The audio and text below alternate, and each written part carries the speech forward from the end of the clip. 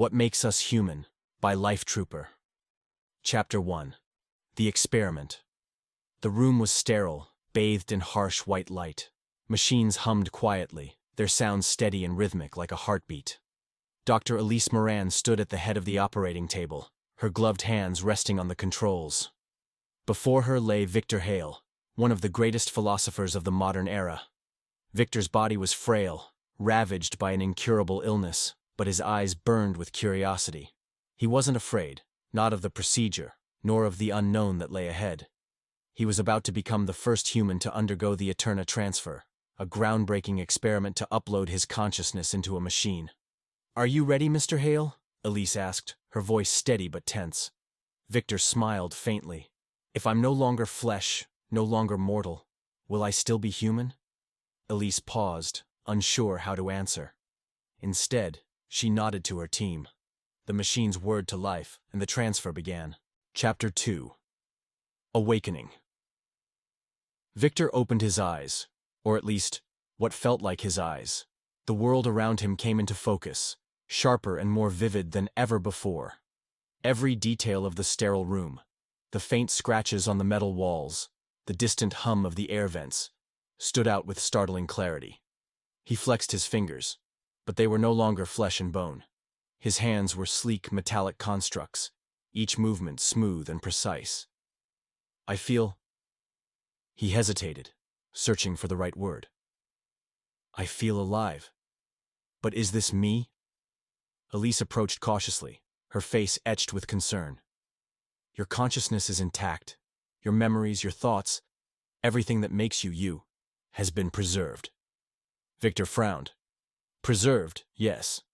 But something feels missing." Chapter 3. A Divided World. News of the experiment spread like wildfire.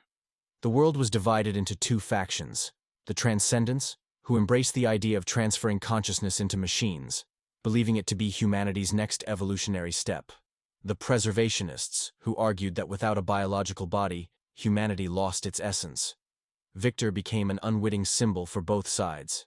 Transcendents hailed him as proof of immortality, while preservationists called him an abomination, a hollow imitation of life. Victor, however, aligned with neither. His thoughts were consumed by a single question: what does it mean to be human? Chapter 4. The Artist.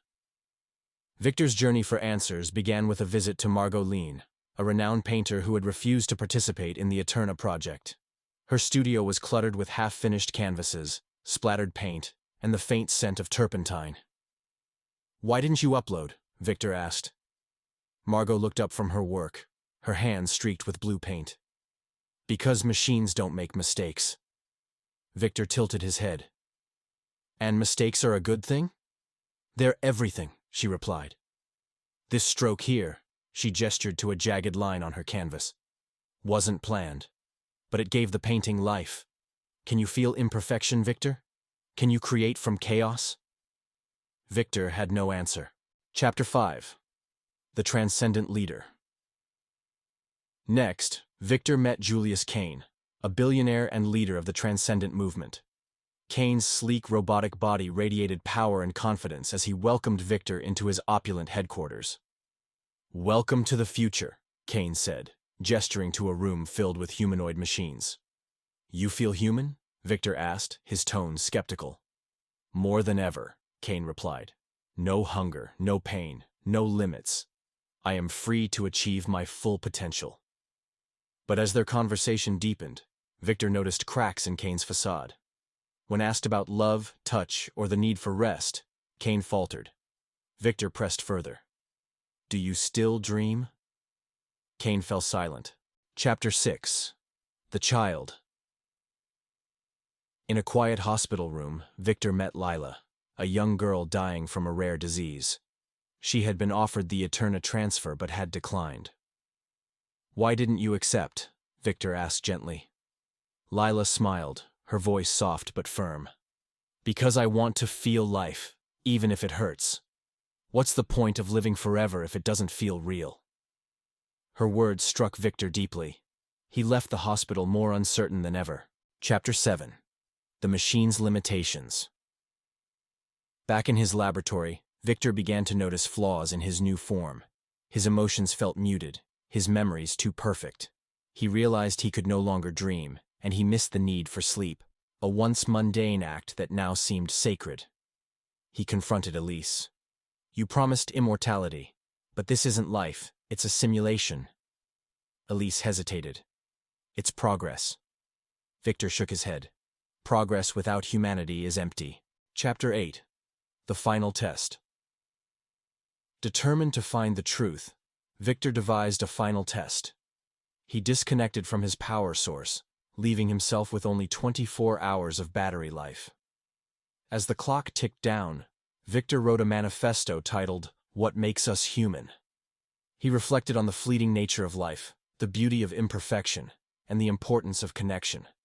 In his final moments, he whispered to himself, "I was human, because I was temporary." Victor's manifesto spread across the globe, igniting fierce debates. Some called him a martyr for humanity, while others dismissed his words as the ramblings of a corrupted machine. Elise abandoned the Eterna project, haunted by Victor's decision. She returned to her family, rediscovering the beauty of her own mortality. Years later, a child found a statue erected in Victor's honor. Beneath it, the inscription read, "To live is to accept the end." The child asked her mother, "What does it mean?" Her mother smiled. "It means life is precious because it doesn't last forever." What defines humanity? Is it our consciousness, our emotions, or our mortality? Beauty in impermanence. Life's value comes from its fleeting nature,